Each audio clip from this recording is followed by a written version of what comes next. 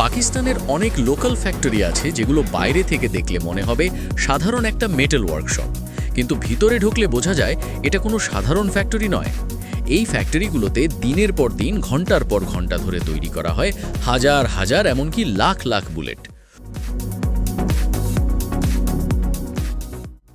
অবাক করার বিষয় হলো অনেক ফ্যাক্টরি অত্যাধুনিক না হলেও তারা এত দ্রুত এই কাজ করতে পারে যে দেখলে মনে হবে কোনো বড় মিলিটারি ইন্ডাস্ট্রি কাজ করছে। এই পুরো প্রক্রিয়াটি বাইরে থেকে যতটা সাধারণ মনে হয়, বাস্তবে দেখলে অবাক হবেন কিভাবে আর কত প্রসেসে তারা এই কাজ করে থাকে।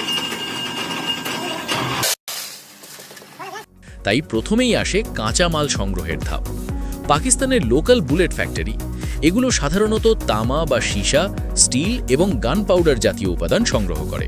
সবচেয়ে বেশি ব্যবহৃত হয় ব্রাস, যা হলো তামা আর জিঙ্ক ধাতু একসাথে মিশিয়ে বানানো। এটা দিয়ে বুলেটের কেসিং বানানো সহজ হয় এবং এটা গরম হলেও গলে যায় না। ফ্যাক্টরিতে বড় বড় ব্রাশের রড, বাঁশ, ইট আনা হয়, যেগুলো কাটার মেশিন দিয়ে ছোট ছোট টুকরোয় ভাগ করা হয়। এই টুকরোগুলো পরে খোলস তৈরি করতে কাজে লাগে। এরপর শুরু হয় কেসিং তৈরির কাজ। এই ধাপটাই আসলে সবচেয়ে গুরুত্বপূর্ণ অংশ, কারণ কেসিং যদি সামান্য ভুল হয়, বুলেট ঠিকমতো কাজ করবে না। ফ্যাক্টরিতে প্রথমে ব্রাশ টুকরোগুলো প্রেস মেশিনে দেওয়া হয়। এই প্রেস মেশিন ধাতুকে একাধিক ধাপে টেনে লম্বা করে একটা ফাঁপা শেলের মতো বানায়। প্রতিবার প্রেসের চাপ দিয়ে ধাতুকে একটু একটু করে লম্বা এবং পাতলা করা হয়। এই কাজ একেবারে হয় না, কয়েকটা ধাপে হয়। প্রতিটা ধাপের পর কেসিংকে গরম করে নরম করা হয় যাতে খোলস ফেটে না যায়। লোকাল ফ্যাক্টরিগুলোতে গরম করার কাজ অনেক সময় হিটার দিয়ে করা হয়। এখানে তাপমাত্রা ঠিক রাখতে না পারলে পুরো ব্যাচ নষ্ট হয়ে যেতে পারে। বুলেটের কেসিং যখন নির্দিষ্ট দূরত্বে চলে আসে, তখন সেটা মুখের অংশ সমান করে কাটা হয়। এরপর কেসিংয়ের নিচের অংশে প্রাইমার বসানোর জন্য ছোট্ট একটা পকেট তৈরি করা হয়। এই প্রাইমার হলো ছোট্ট একটা ক্যাপের মতো অংশ, যেটা ট্রিগার চাপলে আঘাত পেয়ে আগুন তৈরি করে। প্রাইমার বসানোর কাজটা খুব সাবধানে করতে হয়, কারণ চাপ বেশি হলে প্রাইমার আগেই ফেটে যেতে পারে। এরপর আসে বুলেট হেড তৈরির ধাপ। সাধারণ মানুষ যেটাকে বুলেট বলে, সেটা আসলে বুলেট না। বুলেট হলো উপরের মাথার অংশ। পাকিস্তানের লোকাল ফ্যাক্টরিগুলোতে এই বুলেট হেড বানানো হয় সাধারণত সীসা এবং কপার জ্যাকেট দিয়ে। সীসা গলিয়ে প্রথমে ছোট ছোট সিলিন্ডারের মতো করে ঢালাই করা হয় এই সীসাকে। পরে চাপ দিয়ে নির্দিষ্ট আকৃতিতে তৈরি করা হয়। তারপর এই কোরের উপর কপার লাগানো হয়, যাতে বুলেট ফায়ার করার সময় ঘর্ষণে দ্রুত গলে না যায়। এই জ্যাকেট বানানোর জন্য আলাদা প্রেসিং মেশিন লাগে। এই বুলেট হেড তৈরির সময় সবচেয়ে বড় বিষয় হলো এর ওজন এবং আকৃতি। সামান্য বেশি ভারী হলে ঠিকমতো কাজ করবে না, কম ভারী হলে স্পিড কমে যাবে। এরপর আসে গান পাউডার যোগ করার ধাপ।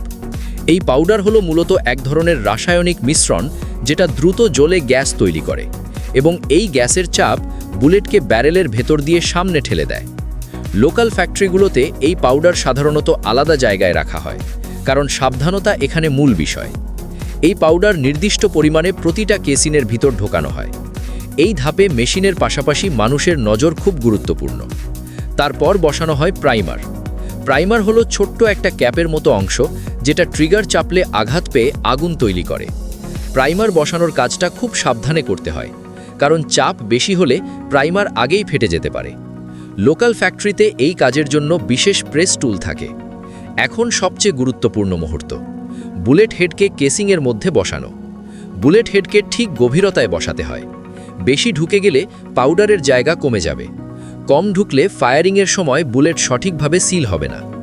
এরপর করা হয় ক্লিপিং, মানে খোলসের মুখে সামান্য চেপে বুলেট হেডকে শক্ত করে আটকে দেওয়া হয়।